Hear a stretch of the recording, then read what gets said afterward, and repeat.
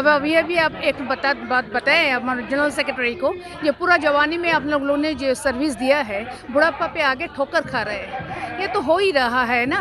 आज जो राजा है, रानी है, कालो नकरानी बन जाते हैं, क्योंकि फैमिली पेंशन 15% है। इनकलाब जिंदाबाद, आवाज डिमांड गवर्नमेंट ऑफ इंडिया मान लो, गवर्नमेंट ऑफ इंडिया मान लो,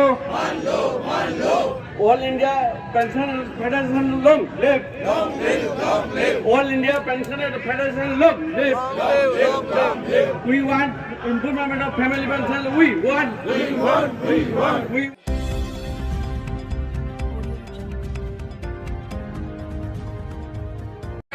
नमस्कार साथियों, मैं मनोज स्वराजी स्वागत करता हूं आपका मिनी संसद के मंच पे। General insurance pensioner all India federation ने दिल्ली में जंतर मंतर पे धरना दिया है। मैं बता दूं, सरकार की जो पॉलिसी है आजकल वो प्राइवेटाइजेशन का जोर ज़्यादा हो रहा है, तो पब्लिक सेक्टर को भी प्राइवेट सेक्टर की तरफ मोड़ा जा रहा है और जिससे लाखों लोगों के हित प्रभावित हो रहे हैं। अभी जो ताज़ा मसला है वो मसला है पेंशन की बढ़ोतरी नहीं हुई है 1995 से। जनरल इंश्योरेंस पेंशनर जो है जीआईसी की जो कंपनी है उसकी, और अभी ऐसी सुगबुगाहट है सरकार की तरफ से कि लगता है कि प्राइवेट सेक्टर की तरफ सरकार मूव करेगी। बहुत सारी दिक्कतें हैं, लोग आए हैं, कुछ लोगों की पेंशन तो 5,000 लगभग है, जो बिल्कुल ही कम है और जिससे जीवन यापन करना बहुत मुश्किल हो गया है। परिवार को पेंशन बहुत कम मिलती है। बहुत सारे मुद्दे हैं, हम बात करेंगे। सर, आपका नाम क्या है? यू बैनर्जी, मैं general secretary general insurance pensioners all India federation. कितने लोग सर इफेक्ट हो रहे हैं ये जो पॉलिसी अभी जो है नई सरकार की? इस पॉलिसी में जो फैमिली पेंशनर है वो करीब 10,000 से भी ज़्यादा संख्या में है, और जो हमारा अपडेशन ऑफ पेंशन बोलेंगे वो तो 40,000 का ऊपर है। लेकिन फिर ये सरकार क्यों कर रही है ऐसा कि जितने भी पब्लिक सेक्टर हैं अच्छा चल रहे हैं, जो ठीक ठाक हैं, उनको भी प्राइवेट की तरफ जा रहे हैं, प्राइवेटाइजेशन की तरफ जा रहे हैं, और लगातार ये ऐसा हो रहा है जितने भी पीएसयू हैं उन सबके साथ ऐसा देखने में आ रहा है, चाहे वो डिफेंस सेक्टर में हो, चाहे बैंकिंग सेक्टर में हो, सब तरफ ऐसा हो रहा है। क्या मंशा है सरकार की? देखिए जी, सरकार की नीति यही है, जो पब्लिक सेक्टर जितना हमारा देश में है उसको डिसइन्वेस्टमेंट करने का और निजीकरण करके प्राइवेट जो जितना बड़े बड़े करोड़पति का जो बिजनेस जस्ट लाइक अडानी या रिलायंस, ये इन लोगों को हाथ में दे देने के लिए, क्योंकि यहाँ पे पब्लिक सेक्टर का जो एग्जिस्टेंस था इतना साल, उसमें उन लोग को पॉलिसी का हिसाब से वो नहीं बैठ रहा है। पब्लिक सेक्टर को उन लोग का ये कैंपेन है, ये बोझ है, इसको प्रॉफिट नहीं दे रहा है, लेकिन पब्लिक सेक्टर का। लेकिन ऐसा तो नहीं है, बहुत सारी प्रॉफिटेबल कंपनियां भी औने पौने दाम में बेच दी गई, जो अच्छी कर रही हैं, जो अच्छा परफॉर्म कर रही हैं, उनको भी सरकार कर रही है। तो क्या अब उद्योगपतियों को फायदा पहुंचाने की कोशिश है? क्या लगता है आपको? ये तो बिल्कुल वही है। हमारा इंडस्ट्री में भी बहुत फायदा करके दिया है। 2017-18 तक बहुत कम से कम 4,000-5,000 करोड़ उस समय एक साल में पैदा करके दिया था। लेकिन अनफॉर्चुनेटली अभी गवर्नमेंट का नीति का, जिस नीति से गवर्नमेंट चल रहा है, जिस तरह से निजीकरण को सपोर्ट कर रहा है, उसमें जो कंपटीशन हो रहा है, उस कंपटीशन में पब्लिक सेक्टर को रहने का उस जिस तरह से वो उनका पॉलिसी हो रहा है, जिस तरह से उनका सपोर्ट मिल रहा है प्राइवेट कंपनीज को, इंश्योरेंस कंपनी को, तो उसमें कंपटीशन में हम लोग पीछे हट जाता है। क्योंकि मार्केटिंग में गवर्नमेंट अगर सपोर्ट दे रहा है जो पॉलिसी का हिसाब से, प्राइवेट सेक्टर को फ़ायदा करा दो, पब्लिक सेक्टर को बिजनेस कम दो, और जितना लॉस बिजनेस है, जैसा हमारा हेल्थ इंश्योरेंस बिजनेस है, ये पूरा लॉस बिजनेस है, उस लॉस बिजनेस को गवर्नमेंट कंपलसरी करता है, जो आप लोग को लेना चाहिए। ये 4 पब्लिक सेक्टर है, आप लो लॉस उठाओ। तो ये प्राइवेट कंपनी ये सब इस पर जाता नहीं है। जो प्राइम मिनिस्टर का जो स्वास्थ्य योजना है, अगर कोई स्टेट का जो स्वास्थ्य योजना है, सभी 4 पब्लिक सेक्टर वो लोग सर्विस दे रहा है। जो बेसिक मैं समझता हूं कि पब्लिक सेक्टर और प्राइवेट सेक्टर में जो फ़र्क है, जो पब्लिक सेक्टर होता है वो जन कल्याण की बात करता है, और प्राइवेट सेक्टर होता है वो प्रॉफिट बेस्ड होता है, जैसा आपने कहा। तो क्या लगता है कि देश में बस प्रॉफिट की बात होगी कि जहां फ़ायदा होगा वहीं लोग काम करेंगे, और क्या सरकार जो पब्लिक सेक्टर है उसकी टांग खींच रही है और प्राइवेट सेक्टर के कंधे पे हाथ रख रही है? ऐसा कहना चाहते हैं आप? आप तो सही बता दिया है। ये सरकार तो हमारा टांग खींच रहे है, और उनको जिस तरफ से हो सकता है उनको सपोर्ट कर रहा है। फिर उसका जो IRD हमारा रेगुलेटरी बॉडी है, उन्होंने भी जो पॉलिसी निकाल रही है वो सभी उनका ही पक्ष में जा रहा है। प्राइवेट कंपनीज को और इनकरेजमेंट कर रहा है, और हमारा जो बिजनेस जितना जो अच्छे अच्छे बिजनेस है कंपटीशन में प्राइवेट सेक्टर को इतना कंसेशन मिल रहा है जो ये लोग कोट नहीं कर पाता उतना प्रीमियम। तो हम लोग को अब जो असली अच्छा प्रीमियम मिलना था, जो जिसमें हम लोग को प्रॉफिट हो रहा था, वो प्रॉफिटेबल बिजनेस सब प्राइवेट के पास चले जाता है, और जितना बचेला बिजनेस जिसमें लॉस होता है उस बिजनेस आज पब्लिक सेक्टर दे रहा है। बिकॉज गवर्नमेंट का नीति ऐसा है, प्राइवेट को इनकरेज करो, पब्लिक सेक्टर को डिस्करेज करो, उसको ख़त्म कर दो, और वो प्राइवेट सेक्टर का हाथ में दे दो आकर में। लगातार ये प्रश्न उठता है कि पब्लिक सेक्टर तो सफ़ेद हाथी है, लेकिन क्या लगता है कि पब्लिक सेक्टर सफ़ेद हाथी नहीं है, कामधेनु गाय है, लगातार दूध देती रही, लेकिन सरकार अब अपने तरीके से, नीतियों के तरीके से उसको धीरे धीरे ख़त्म करने की कोशिश कर रही है। आप तो सभी प्रश्नों का जवाब दे देता है। सरकार का वही नीति है जो धीरे धीरे उसको ख़त्म कर दो। 2017 साल तक जो हम बोला है, अगर 5,000 करोड़ एक एक कंपनी प्रॉफिट कर रहा था, अचानक 17 का बाद 18, 19, 20, 21 और 22 में 5 साल में क्यों इस कंपनी को अभी लॉस में चले जाता है? यही तो प्रश्न हम लोग पूछ रहे हैं सरकार को। आप ऐसा नीति क्यों कर रहे हैं जिसमें पब्लिक सेक्टर का नुकसान हो रहा है और प्राइवेट सेक्टर को बढ़ोतरी हो रहा है? अच्छा, बिंदुवार तरीके से बताइए कि मुख्य मांगे क्या है आपकी, एक एक करके जो मेन जो आपकी मांगे हैं। हमारा मेन मुद्दा आज जो फैमिली पेंशनर्स है, आप देखेंगे यहाँ पे कम से कम करीब 25-30 महिला भी आए हैं, ये पूरा भारत से आए हैं। इन लोगों का जो समस्या है, जैसा हमने आपको जिक्र किया है, ये लोगों को 5,000 5,500 महीने में पेंशन मिल रहा है 15%। तो इनका जो तकलीफें है वो तकलीफें सबको जानकारी देने के लिए, सरकार का नज़र आने के लिए ये हम लोग का प्रयास है।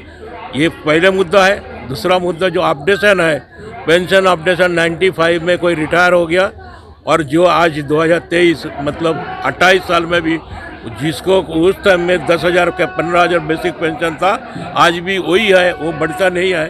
और हमारा तो अभी एक रिसेंटली एक चेयरमैन, GIC का चेयरमैन 10 साल चेयरमैन थे, उनका देहांत हो गया लास्ट 4-5 दिन पहले ही, अशोक गोयंका जी। तो उनका तनख्वाह था बेसिक पेंशन 3,500, चेयरमैन था। मतलब ये तो बड़ी मजाक वाली बात है कि जो चेयरमैन वाले पद से रिटायर हो उसकी 3,500 पेंशन, तो क्या सरकार को ये दिखता नहीं है? ये बहुत शर्म की बात है।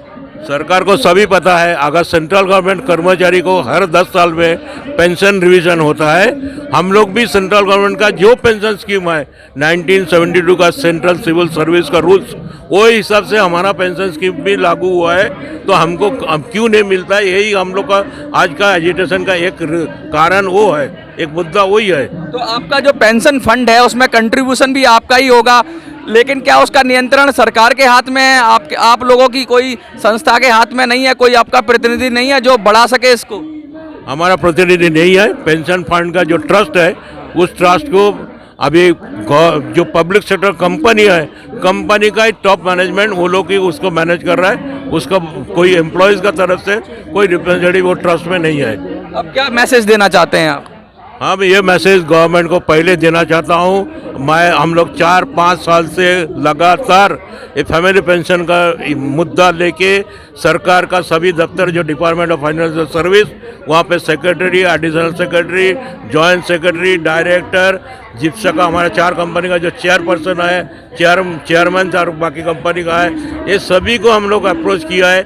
लेकिन जिप्सा 4 कंपनी का चेयरमैन बोल रहा है हम लोग तो रिकमेंड करके दिया है, लेकिन डिपार्टमेंट ऑफ फाइनेंशियल सर्विस वो लोग बोलता है जो परिस्थिति अभी थोड़ा नाजुक है, आर्थिक परिस्थिति, तो अभी आपको मिलने वाला नहीं है फैमिली पेंशन। उसके लिए आपको इंतज़ार करना पड़ेगा। कितना दिन, कितना साल हम लोग इंतज़ार करूँगा?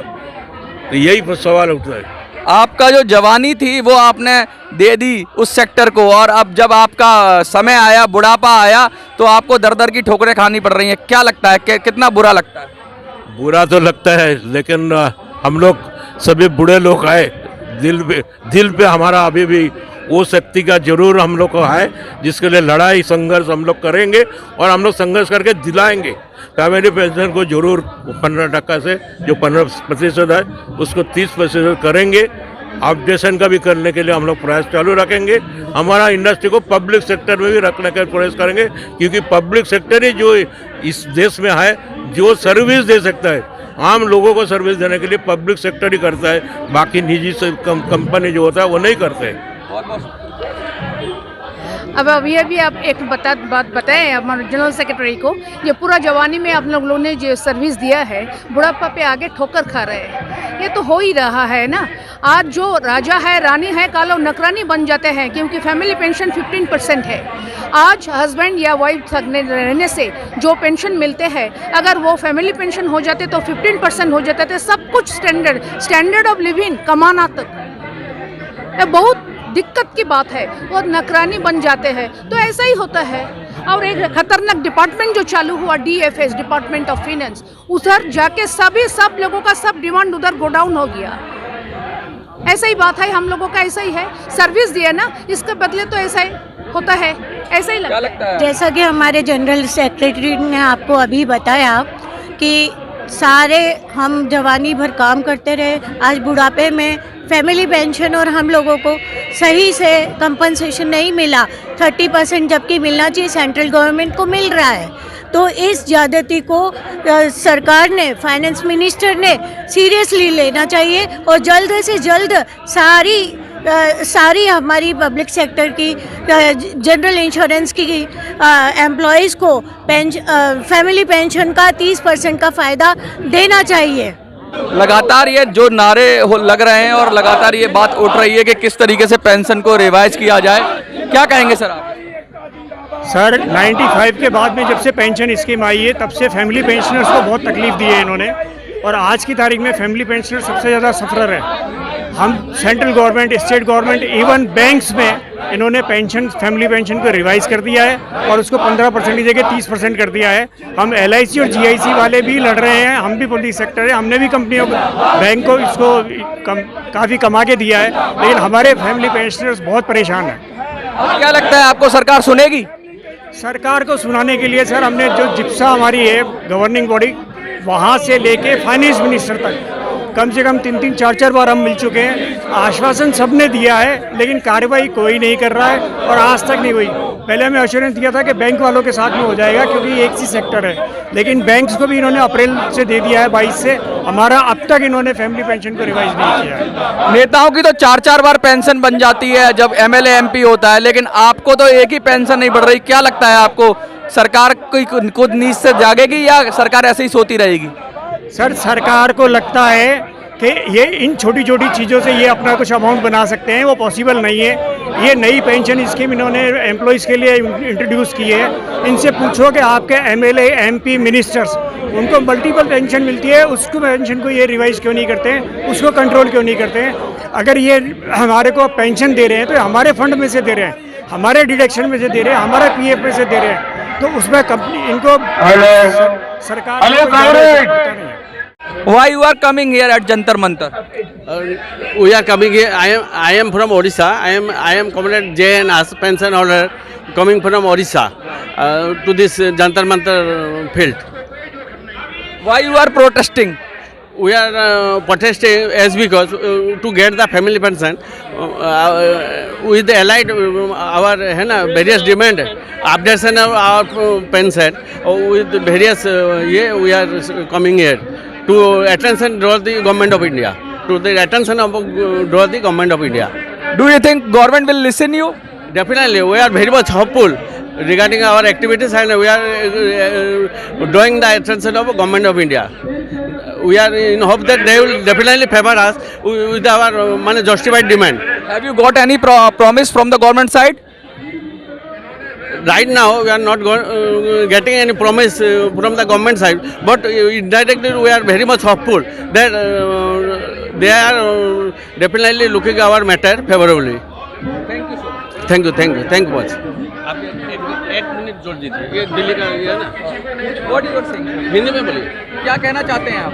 No, we are saying that we are fighting for our rights, and wherever we have met the MPs or any government officials, we have got a positive response. But yes, they are only giving a positive response without any result. So our agitation is that whatever responses we got, they should come into action.